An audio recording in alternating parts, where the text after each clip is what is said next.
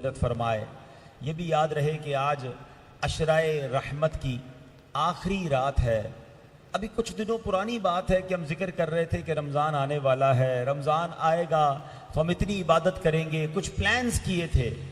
रमज़ान आ भी गया और अशराए रहमत अब हमसे जुदा होने को है और हमें ये नहीं मालूम कि ये रमज़ान हम पूरा गुजार भी पाएंगे या अगला रमज़ान हमें मिलेगा कि नहीं। तो मिल गया है ना, तो इसको गनीमत जानना है। इसके बकिया दिन खूब इबादत में, खूब रियाजत में, गिरिया वजारी में, दुआओं में गुजारने हैं, क्योंकि रमज़ान को रोक नहीं सकते।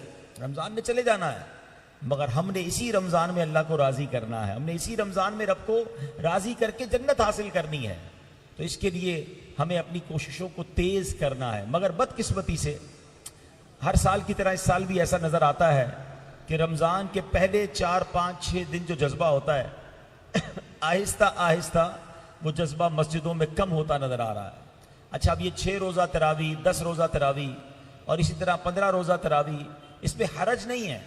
लेकिन अगर कोई ये समझता है कि जनाब 10 रोज़ा तरावी पढ़ ली मैंने, अब तरावी नहीं पढ़नी और अब तरावी मेरी छुट्टी हो गई, तो ऐसा नहीं है। तरावी सुन्नत मौक़दा है। जब तक ईद का चांद नज़र नहीं आएगा हमने रोज़ तरावी पढ़नी है। तो ये आप नियत कर लें, ख़ास तौर पर यहाँ के नमाजी के इंशाअल्लाह हमने अब कल से भी यहाँ मस्जिद में तरावी होगी तो हमने तरावी इंशाअल्लाह कंटिन्यू करनी है इंशाअल्लाह। तो ये एक एक सजदा कीमती है। रमज़ान में तो लालच होनी चाहिए बंदे को नेकियां कमाने की, और इन्हीं में एक बड़ी नेकी है दुरूद पाक पढ़ना। सुभान अल्लाह, दुरूद पाक ऐसा कमाल का वजीफ़ा है, कब कब कहाँ कहाँ और कैसे कैसे काम आता है। एक बड़ा ईमान अफरोज़ वाक़या जिसमें हम सब के लिए बहुत सारा दर्स भी है, और वो वाक़या मुफ्ती अमीन साहब रहमतुल्लाहि तआला अलैह ने अपनी बड़ी प्यारी किताब आब कौसर, जो दुरूद पाक के फ़ज़ाइल पर शोहरा आफाक किताब है, उसमें ये वाक़या उन्होंने लिखा कि एक शख्स था, बड़ा नेक था, परहेजगार था, मगर गरीब भी था। एक दिन घर पहुंचा तो बच्चे रो रहे थे। तो पूछा क्यों रो रहे हैं? तो बीवी ने बताया कि आज खाने को कुछ नहीं है, फाका है, बच्चे इसलिए रो रहे हैं कि सुबह से कुछ खाया नहीं।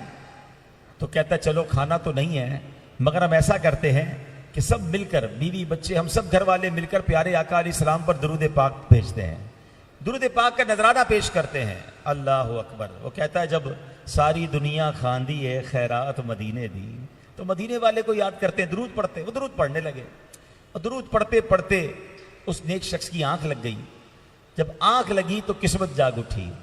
सरकार दो आलम सल्लल्लाहु तआला अलैहि वसल्लम ख्वाब में तशरीफ लाए और फरमाया फलां इलाके में एक बड़ा ताजिर है जो कि मजूसी है, उसके पास जाना और जाकर मेरा सलाम कहना और कहना नबी पाक ने ये फरमाया है कि अल्लाह ने जो तुम्हें माल दिया है उससे मेरी मदद करो और सुनो तुम्हारी दुआ कबूल हो गई है।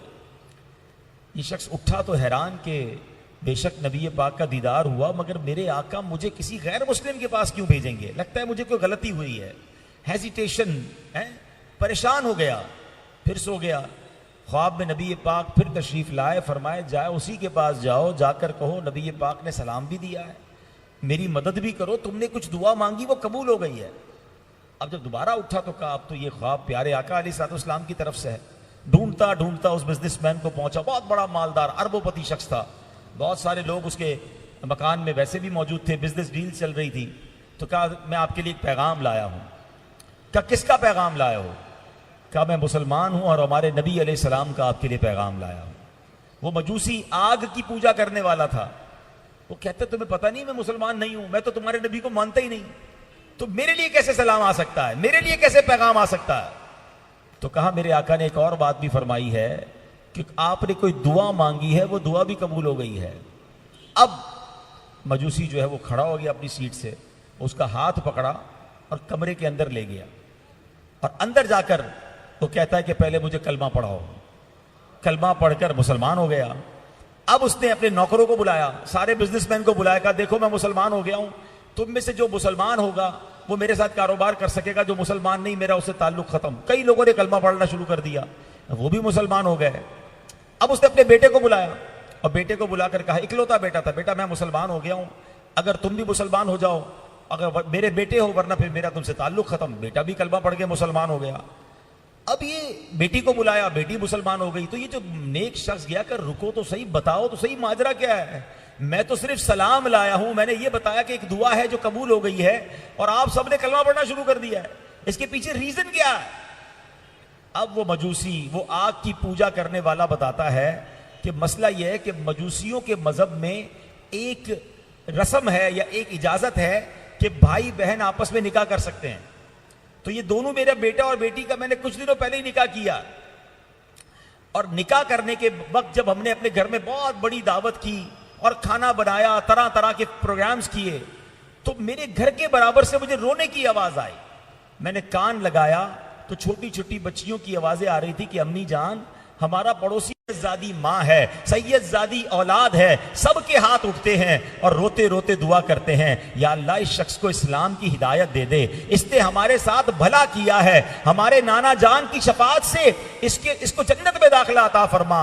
वो कहता है मैं तो खाना खिलाकर आ गया, मगर बच्चियों की दुआ मेरे कान में गूंज रही थी। आज तुम नबी पाक का पैगाम लेकर आए हो, मेरे आका का सलाम भी लाए हो और ये भी बता रहे हो कि दुआ कबूल हो गई है। अल्लाह अकबर। इसका मतलब ये हुआ कि मुझे इस्लाम भी मिलना है और अब मुझे इस बात की भी उम्मीद है कि बरोज़े क़यामत नबी पाक की शफाअत भी मुझे मिलेगी। देखो मेरे बेटा और बेटी भी मुसलमान हो गए हैं, अब ये मियाँ बीवी नहीं रह सकते, मैं इनको जुदा कर देता हूं। अल्लाह ने मुझे बहुत माल दिया है, मैं 50% अब मैं तुम्हें पेश करता हूं। मेरे घर पे आए हो, नबी पाक का पैगाम लेकर आए हो, मेरी तमाम दौलत का 50% मैं तुम्हें खैरात करता हूं।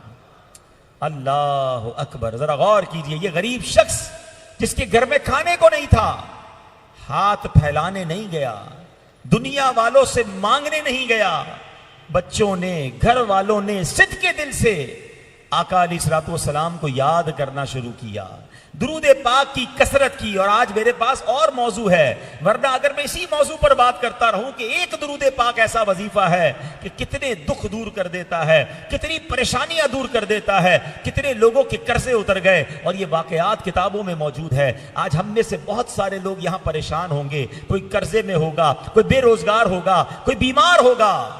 सच्ची बात यह है, हर दर्द की दवा है सल्ले अला मोहम्मद, हर दर्द की दवा है सल्ले अला मोहम्मद, तावीज़ हर बला है सल्ले अला मोहम्मद। तो हमें ये बात याद रखनी है कि दुखों ने तुमको जो घेरा हो तो दुरूद पढ़ो, जो हाजिरी की तमन्ना हो तो दुरूद पढ़ो। तो हमें कसरत से दुरूद पाक पढ़ना। दुरूद पाक दुनिया की मुसीबतें भी दूर करेगा इंशाअल्लाह, हम आखिरत की मुसीबतों से भी बच जाएंगे। और यहां एक और इस वाक्य से बात सीखने को मिल रही है कि आले रसूल की खिदमत, अल्लाह सैयदजादियों की खिदमत की, मजूसी को ईमान की दौलत मिल गई, नबी पाक का सलाम आ गया। अरे हम तो उम्मती हैं, हम क्यों ना सैयदजादों की खिदमत करें, हम क्यों ना आले रसूल की खिदमत करें। मैं यहां सबको मशवरा दूंगा, अल्लाह सलामत रखे मेरे पीरो मुर्शिद अमीर अहले सुन्नत बानी दावत इस्लामी मौलाना इलियास अत्तार कादरी साहब, जिन्होंने दुनिया भर में दावत इस्लामी वालों के दिलों में किस तरह आले रसूल की, अहले बैत की मोहब्बत डाली है। सिर्फ एक बात से समझिएगा, दावत इस्लामी के दो सबसे टॉप लेवल के दीनी काम हैं। हम कहा करते थे दावत इस्लामी के दो अहम काम, मदनी काफिला, मदनी इनाम। अब मदनी इनाम को हम नेक अमाल कहते हैं, मगर मदनी काफिला कितने टाइम का होता है? 3 दिन। हजरत साहब फरमाते 72 घंटे का मदनी काफिला है। नेक अमाल 72 नेक अमाल। ये क्यों 72 की अदद को पकड़ के बैठे हैं, क्यों गुट्टी में डालना चाहते हैं? क्योंकि 72 करबला वाले थे।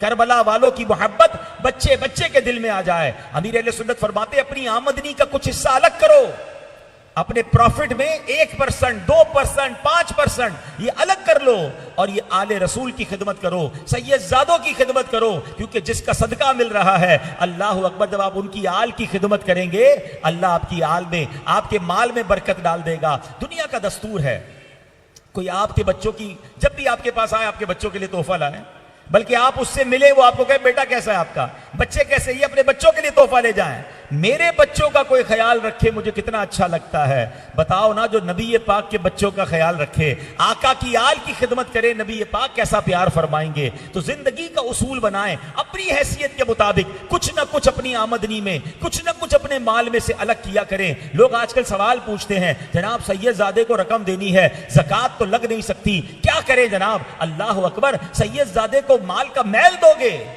अरे होना ये चाहिए, अगर आले रसूल कबूल कर लें तो ये मेरे भाग जागेंगे। मेरा पैसा अगर आका की आल पर लग जाए, याद रखिए मैं और आप दुनिया में जो कुछ है आज, बल्कि सच्ची बात तो यह कि मैं और आप दुनिया में जो आए हैं ये सदका है जनाब रसूल पाक अलैहिस्सलातु वस्सलाम का। क्यों? मेरे आका वजह तख्लीक कायनात हैं। He is the reason of the all creation. Ala Hazrat कहते हैं ना, जमीनो जमा तुम्हारे लिए, मकीनो मकान तुम्हारे लिए, चुनीनो चुना तुम्हारे लिए। आका बने दो जहां तुम्हारे लिए, दहन में जबां तुम्हारे लिए, बदन में है जान तुम्हारे लिए।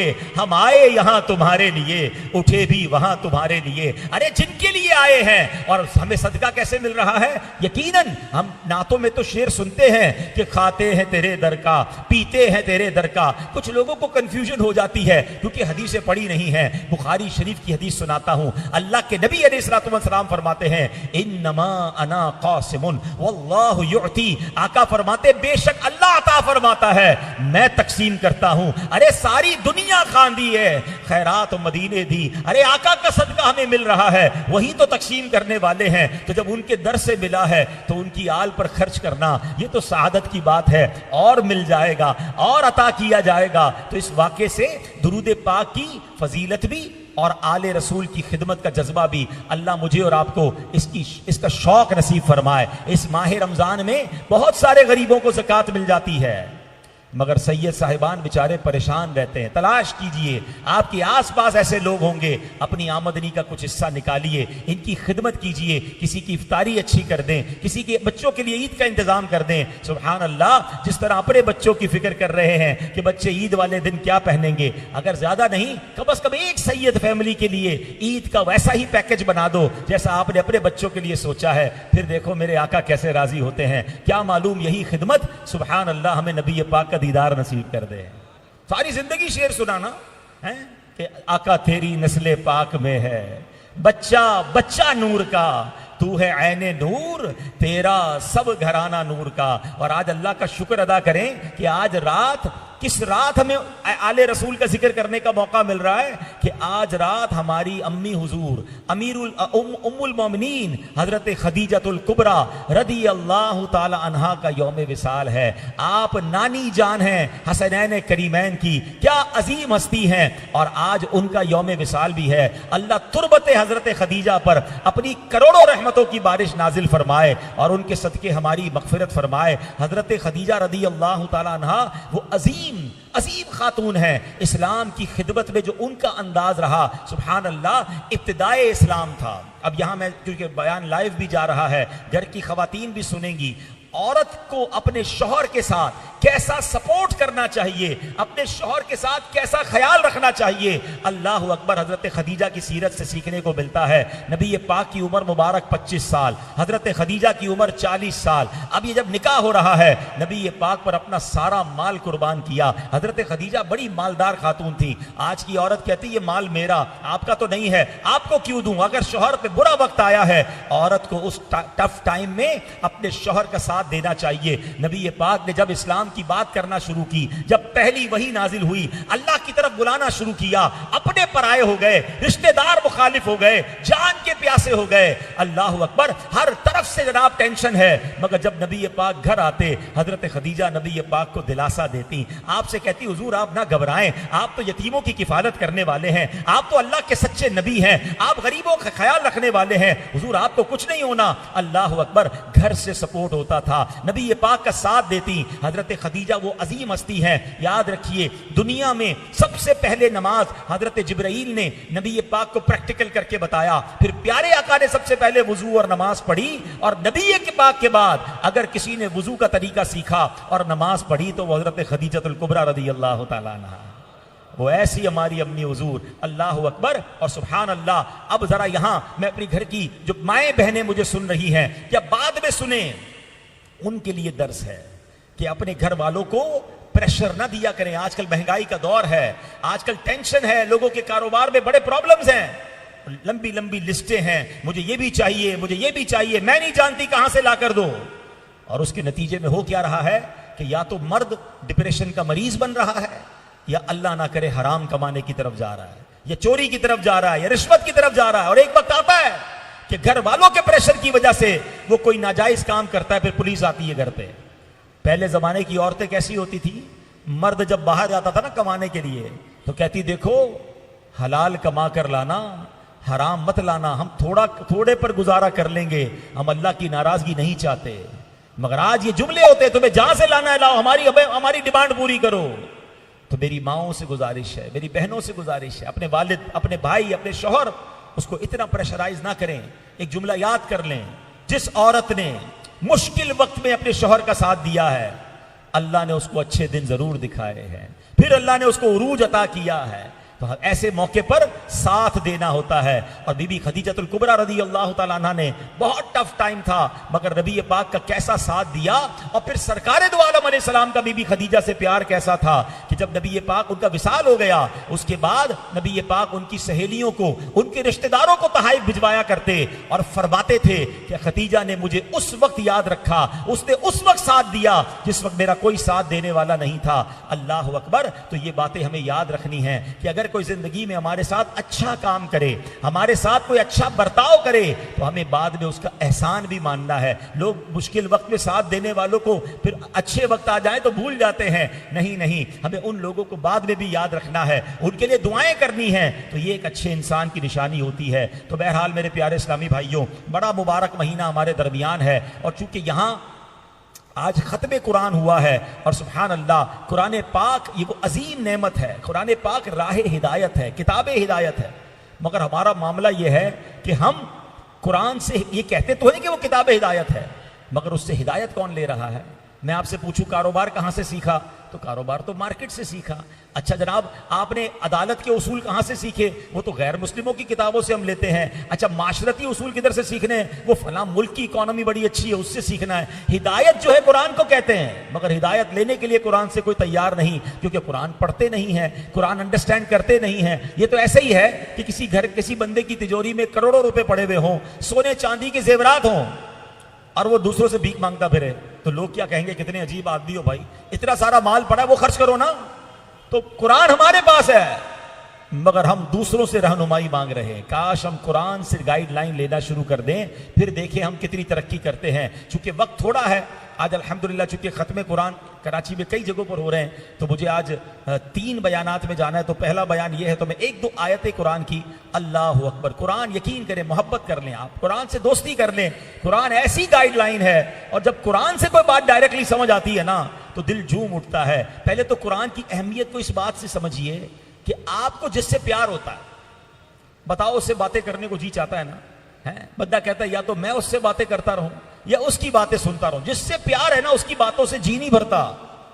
बताओ ना, कुरान किसकी बातें हैं, कुरान किसका कलाम है? कुरान अल्लाह का कलाम है। जब आप कुरान पढ़ें और उसको जब अंडरस्टैंड करेंगे, तो आपको महसूस होगा, फील होगा कि रब आपसे बात कर रहा है। अरे इससे बड़ी क्या बात होगी, फिर जी कब चाहेगा कुरान को क्लोज करने का, बंद करने का। सुभान अल्लाह। और जब आपका जी चाहे आप अल्लाह से बात करें, तो नमाज पढ़ना शुरू कर दें। तो नमाज और कुरान ये 2 वे कॉन्वर्सेशन है। या दुआ करें, आप अल्लाह से बात कर रहे होते हैं। यानी अल्लाह से बात करना कितना आसान है, मगर ना आज अल्लाह से बात करने का टाइम है, ना सुनने का टाइम है। अब कुरान की एक आयत जरा देखिएगा। हमें दुनिया में कहा जाता है लालच मत करो, कुरान एक लालच करने की तरगीब दे रहा है।